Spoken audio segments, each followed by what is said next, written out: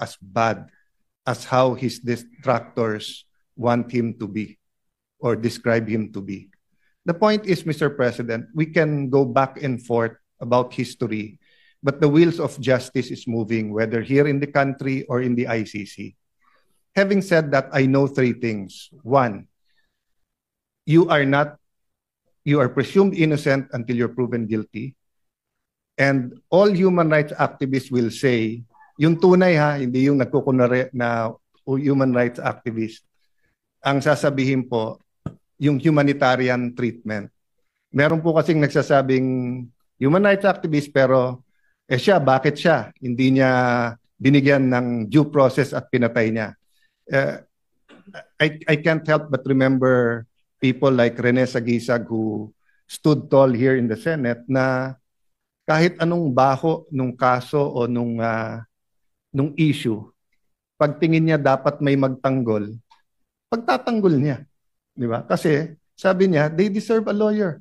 No matter how you think they're guilty, etc. So there are a lot of human rights activists we should and we can and we should pay tribute to. But my point is this: it is not against the tenets of human rights to allow any person, especially a former president of the country, to be under house arrest or to be under a country supervised under ICI, especially in the condition of President Duterte, who is 80 years old, who is, well, at least when he was brought there, he was mentally strong. I don't really know how he is now. Pero, Mr. President, I mean, tayo, magkakasama tayo nung pandemic. You were Senate President, I was Speaker, Senate Majority Leader, was Majority Leader. Grabe po yung lungkot nung sa bahay, opisina ka lang. We were still holding office, pero can you imagine how President Duterte is coping now?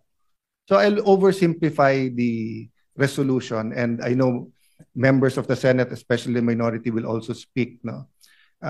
Most of us here served with President Duterte, regardless whether we're always in agreement, disagreement with him. I wasn't always in agreement with him. No? But having said that, Mr. President, ang appeal lang po is humanitarian treatment, and ang appeal po is that we do it as a country.